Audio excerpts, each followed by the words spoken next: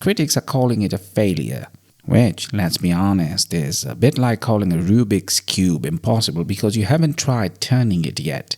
Okay, let's start with the critical drinker's take. He calls Mickey 17 a mess. It lacks focus, starts bloated, and the ending's a cluster of disjointed events. That Orange Man parody, it's lazy. There's no philosophical depth. He slapped an implied 2 out of 10 on Mickey 17. Like his grading curves, rigged for films he'd rather chug beer than watch. Probably tripped over the plot like a drunk stumbling home. It's like telling a rocket builder that they made a paper airplane, or critics rating a diner for its ice cubes while ignoring the steak. And speaking of misfires, a movie can't please everybody. Life's the same deal. Some chap dying to flash on the train, but he trips over his own pants and lands flat on ass in front of everyone. It's okay. Not every nasty fantasy gets a VIP ticket. Life says, sit your ass down. Thank the universe for this. I'll give him this. The beginning does drag. It feels like a lecture on tax law. And the satire, yeah, it's not subtle, but it's like a film trying to explain a complex joke by drawing a diagram on a whiteboard. You get the point. But it's direct. But here's the thing, Bong's not trying to play it safe. He blends tones like a chef experiments with spices. Sometimes it works, sometimes it's a fiasco. The wacky shenanigans are deliberate chaos, reflecting Niflheim's mess. Those death gags, they're a visual punchline to capitalism's absurdity. A bit like a dark comedy sketch that keeps repeating the same punchline until you get it or go mad. The drinker wanted a neat sci-fi box, but Bong's building is a weird, beautiful, slightly lopsided structure. Let's see if it holds up.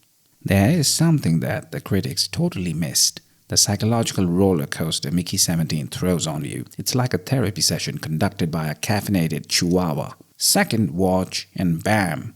Yes, I watched it 2 times, once sober and then drunk. Mickey Barnes is a walking, talking mental health infographic. He's got more issues than a magazine rack at a dentist's office. Each Mickey's a different flavor of existential dread. 17's the lost sock of personalities. 18's the psychopath with a plan. Mickey's journey is a f*** you to existential dread. Those clones, they're like a chorus of your inner demons screaming for attention. The ending, it's a slap in the face with a frozen fish. For anyone who's ever felt their brain was a colony of rabid raccoons. The critical drinker saying no depth is like saying a chameleon has no personality when he clearly is just colorblind.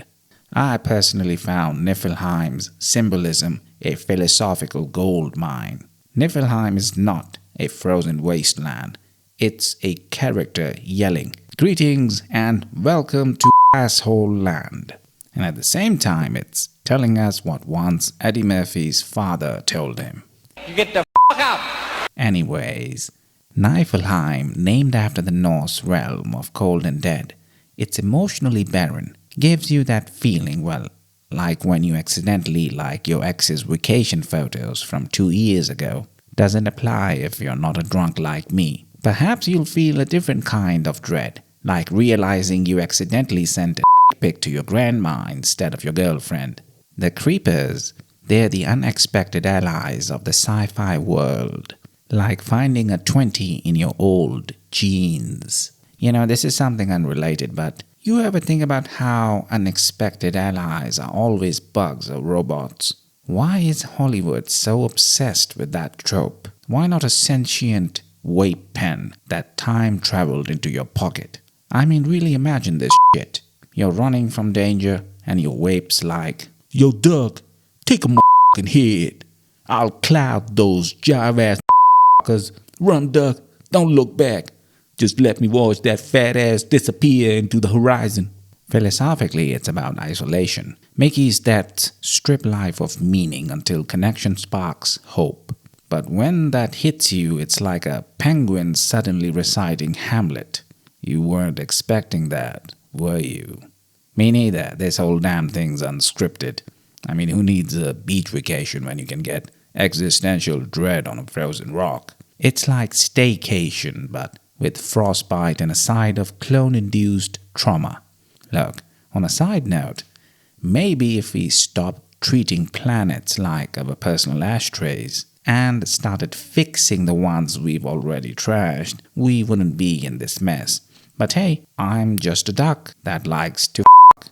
What the f**k do I know? You know, it's funny. The harsh conditions, they're a crucible for growth. Bong's taking capitalism to space. And it's not just a backdrop, it's a character. On a similar note, I heard that they're trying to terraform Mars. Huh? I say, let's just ship all the boardroom tables to Mars and watch all the CEOs figure it out. Live reality TV, now that's entertainment. I also found Bong Joon-ho's vision to be satire with heart. Bong's vision is a class war in zero gravity, and Mickey's expendable gig is capitalism's wet dream. A meat grinder with the help wanted sign, and Mark Ruffalo trying his best not to portray the orange man is just sad. It's like watching a toddler throw a tantrum in a spacesuit. But Bong calls it a dictator roast, more like a slow burn to the madness. But for some reason, I keep expecting Marshall to say, "Let's make Niflheim great again." Anyone else? Or am I just losing my mind? Even with the misery, Bong throws in moments of hope. The creepers saving the day, Mickey bonding with 18. It's about human connection. I guess the critics were looking for a polished epic, but Bong's giving us a raw, chaotic symphony. And whatever you do not hit the like button, you beautiful weirdos. So how did Mickey 17 land? Well, it's a mixed bag, like a grab bag at a flea market. Fans loved the social jabs and dark humor. Is Bong plus Pattinson a must-see? Well, absolutely. And the cloning debates, well, they're like arguing about pineapple on pizza. It's divisive, but entertaining. And let's talk about Pattinson's performance. It's like watching someone do a tightrope walk on a unicycle. Impressive and slightly terrifying. So, are the critics right about this? Well, the critics. Let's just talk about the critical drinker. He's someone that I really like. So is he right about this? Well, half right.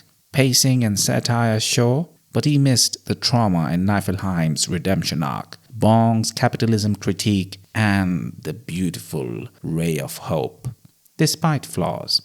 And for you other critics out there, that review that said no depth, it was written by someone who thinks critique is spelled with a K.